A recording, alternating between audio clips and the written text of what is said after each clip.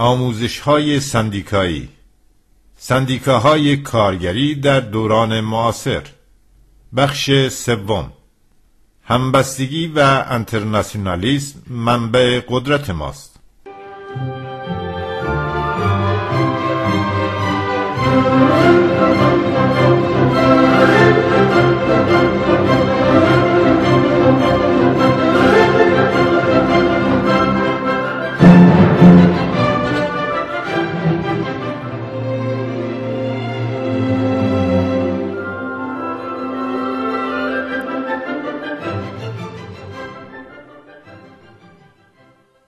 اشاره: بخش پایانی رشته مطالب آموزش‌های سندیکایی، سندیکاهای کارگری در دوران معاصر، به مبارزان جنبش سندیکایی کارگران ایران ارائه می‌گردد.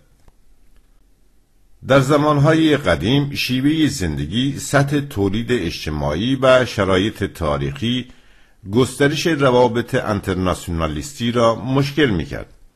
آرام آرام با شکل‌گیری اقتصاد جهانی و زمانی که روابط اقتصادی ویژگی جهانی خود را پیدا کرد، طبقه کارگر اولین طبقه انترناسیونالیست ثابت قدم گردید.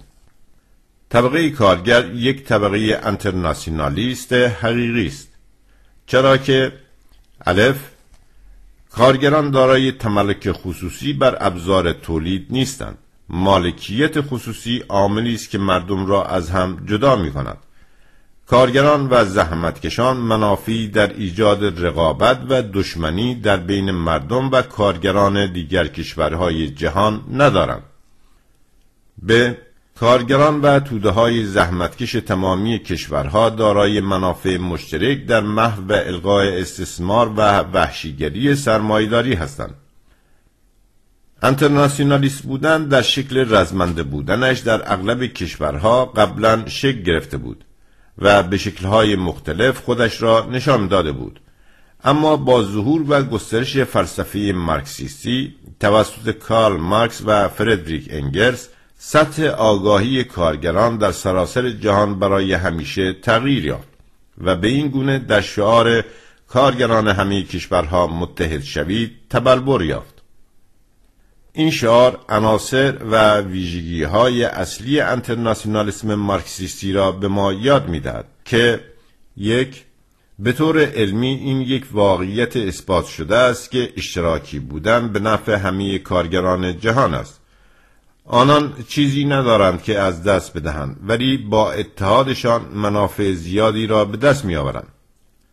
دو، این همبستگی حمایت‌های بالقوه برادرانه در همکاری با برادران هم طبقه واقعی خود را داراست. 3. این رابطه متقابل، برابر و توأم با احترام متقابل است. 4. انترناسیونالیست بودن امری داوطلبانه است و باید که درک گردد که این انترناسیونالیسم برای پاسخگویی به منافع اساسی همه کارگران جهان است. انترناسیونالیست بودن جنبش طبقاتی کارگری، مستقل بودن، ویژگی‌های خود را داشتن، حق ملی اتحادیه‌ها را برای حل مسائل خود و به روش خود بدون تضعیف جنبش جهانی کارگران را نفی نمی‌کند. انترناسیونالیسم از همان شروع پیدایش عناصر ابتدایی خود تا به امروز گام‌های مهم و بزرگی به پیش برداشته است. یکی از این گام‌ها شکل‌گیری فدراسیون جهانی سندیکاهای کارگری در 3 اکتبر 1945 که امروز ما 70مین سال زندگی و مبارزه آن را جشن می‌گیریم قلمداد می‌گردد. پایه‌گذاری فدراسیون راه‌های جدیدی را در رابطه با انترناسیونالیست بودن و حمایت از کارگران در همه کشورهای جهان گشود و امکانات جدیدی را برای تبادل اطلاعات و تجربیات به اتحادیه‌ها و سندیکاهای ملی و محلی داد. 70 سال عملکرد فدراسیون با بیشترین سهم شرکت در مبارزات ضد استعماری ملل مختلف جهان، مبارزات ضد امپریالیستی، شکل‌های مختلف دفاع از جنبش‌های رهایی بخش در هر گوشه جهان، مبارزه برای حقوق دموکراتیک و آزادی سندیکاها، برخورد عملی با رژیم‌های دیکتاتوری، سرکوبگر و غیر دموکراتیک به بخش بزرگی از کارگران در تمامی کشورها کمک نمود که به ارزش انترناسیونالیسم پی ببرند. خود زندگی به طبقه کارگر یاری رساند که دریابد نباید در مقابل حملات سرمایه‌داری به حقوقشان حتی در کوچکترین شاخه‌های صنعتی و یا کارخانه‌ها متفرق و پراکنده بماند. زمانی که امپریالیسم در سراسر نقاط جهان دست به اقدام می‌زند، کارگران باید با یکدیگر در ارتباط باشند. طبقه کارگر در سراسر جهان باید در تمامی مواقع در کنار و پشتیبان هم باشند. کارگران باید دریابند که در مقابل سرمایه‌داری و امپریالیسم متحد عمل نمایند. این مواضع متحد یک قدرت فوق‌العاده و اسلحه شکست ناپذیر آنان به شمار می آید. دشمنان طبقه کارگر در سراسر جهان، نظریه پردازان سیستم تولیدی سرمایه‌داری و همچنین سازشکاران در جنبش سندیکایی، تلاش‌هایشان برای یورش به همبستگی کارگران است، زیرا از این طریق به سرمایه‌داری جهانی منفعت می‌رسد. آنان به این طریق نظریه‌هایی را تقویت و پخش می‌کنند که انترناسیونالیست بودن ویژگی‌های فردی و ملی یک جنبش را نابود می‌کند. تمامی دشمنان طبقه کارگر ادعا می‌کنند که بین منافع بین‌المللی و ملی تضاد وجود دارد. آنان به ضد شعار کارگران همه کشورها متحد شوید اقدام می‌کنند و از شعار هر کسی برای خود و خدا برای همه ما پیروی می‌کنند. این تئوری‌ها نه تنها غلط بلکه خطرناک و غیر علمی است. به این دلیل خطرناک است که یک پارچگی طبقه کارگر را شکسته و در مسیر اتحاد جنبش جهانی کارگری مانع ایجاد می‌کنند، زیرا سرمایه‌داری جهانی و سازشکاران تلاش دارند عمر سرمایه‌داری را طولانی نمایند. مارکسیست‌ها بر این باورند که قوانین عمومی به معنی یکسان بودن نیست، بلکه جزئیات و یک نواخت نبودن و داشتن تفاوت‌ها نباید اتحادهای پایه‌ای را مانع شود. اتحاد در مواضع اساسی نباید جبهه اصلی را تضعیف و یا به اشتباه منجر به نزاع ملی بودن یا انترناسیونالیست بودن گردد. مشخصهای بین‌المللی جنبش سندیکایی: هر اتحادیه باید برای حقوق کارگران کشور خویش مبارزه نماید. مبارزه در داخل کشور برای همه سندیکاها اولویت دارد، تا جایی که به پیشرفت مبارزات و توانمند نمودن مبارزات طبقاتی در داخل کشور کمک نماید و به این شکل میتواند به جنبش جهانی کارگران نیز یاری رساند. همزمان میباید دقت و توجه کافی داشت این مبارزات تصورات واهی برای توده‌ها ایجاد نکند که مثلا شرایط یک کشور منحصر به فرد بوده و دیگر کشورها دارای چنین شرایطی نبوده و حوزه عمل خود را محدود کنند و از تجربیات جنبش جهانی سندیکاها استفاده نکنند. تجربیات بین‌المللی و جمعی باید که به شکل خلاقانه و نه به صورت مکانیکی به کار گرفته شود، چرا که این تجربیات یک عنصر مترقی به شمار می آید. تاکتیک جنبش بین‌المللی اتحادیه‌ها با توجه به چندین عامل تعریف می شود که هیچ کس نباید آنها را نادیده بگیرد. بعضی از این فاکتورها زمان، مکان و یا برآیند نیروها محسوب می شوند. اگر کسی افق دید خود بخصوص با توجه به موقعیت زمانی و مکانی این تجربیات را گم کند و از آنها به شکل مکانیکی استفاده نماید، در نهایت ممکن است در موردی دارای نتیجه مثبت و در مورد دیگری منجر به نتیجه منفی گردد. در هر موردی انتقال تجربیات و به کارگیری نتایج مثبت و منفی لازم و ضروری بوده و باید در روابط دو جانبه مد نظر باشد، چه در اتحادیه‌ها یا در مجامع کارگری، چه در سطح بین‌المللی، منطقه‌ای و شاخه‌ای و نیز کنفرانس ها و کنگره ها، تقویت روابط بین سازمان های سندیکایی و کارگری و جنبش باید که به قصد تقویت روابط و برادری بین مردم و کارگران باشد.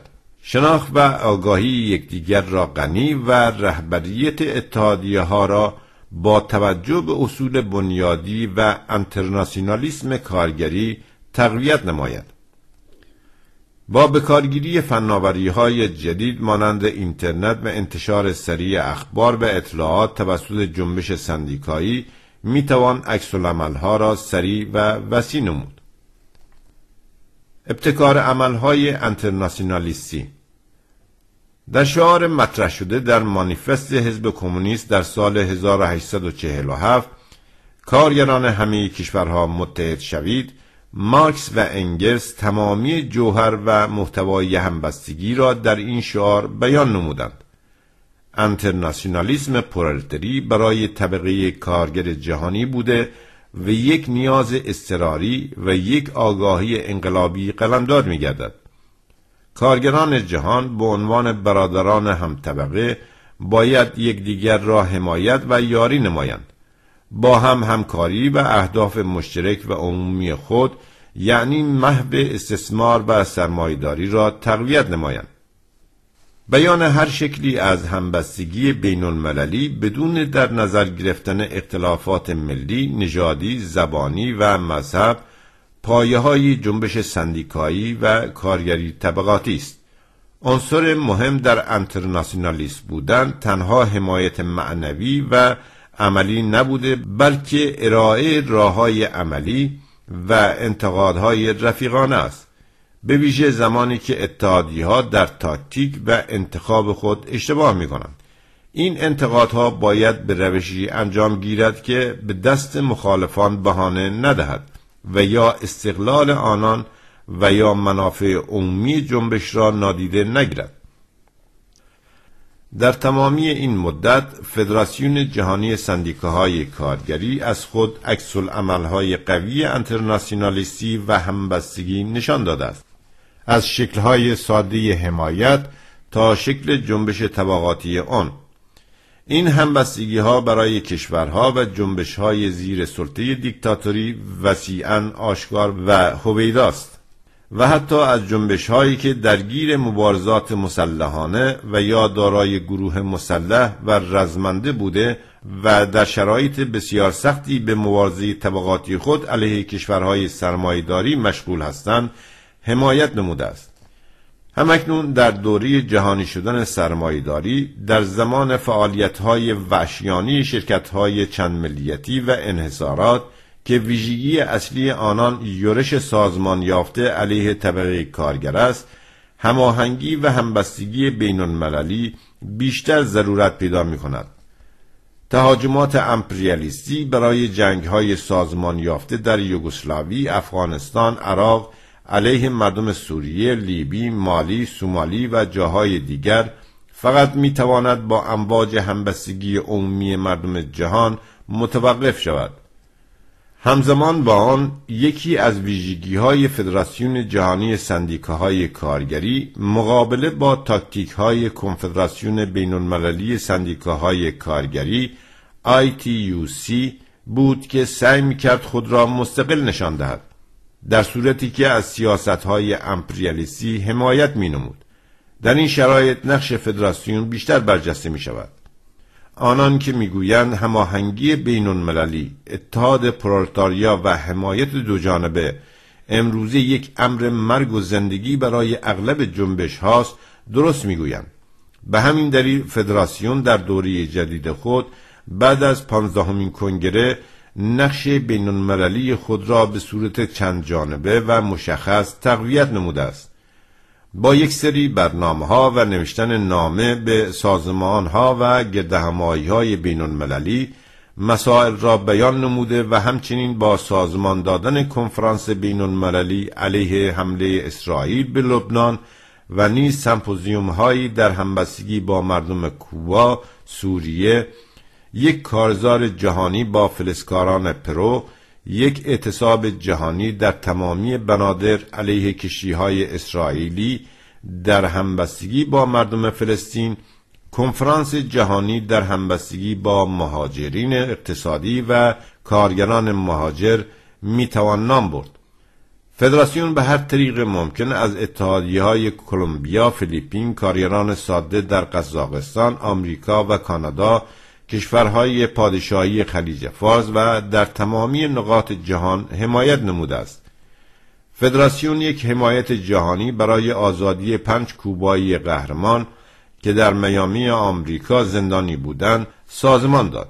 اعتصاباتی را در مقابل دفاتر سازمان ملل ترتیب داد و خواستار حذف بدهی کشورهای جهان سوم گردید و یادداشت‌هایی به سفارتخانه‌های کشورها در جهت احقاق حقوق کارگران تحویل داد. اینها و دیگر ابتکار عملهای مشخص اعتراضی بخشی از اقدامهای فدراسیون قلمداد می شود. اینها فقط حرف توخالی و نوشته‌های پوچ روی کاغذ اونطور که فرصت طلبان ادعا می کنند نیستند. انترناسیونالیسم واقعی یعنی کار فداکارانه برای گسترش جنبش انقلابی و مبارزه انقلابی سندیکاها برای کشور خود و برای حمایت از مبارزات طبقه کارگر در تمامی نقاط جهان.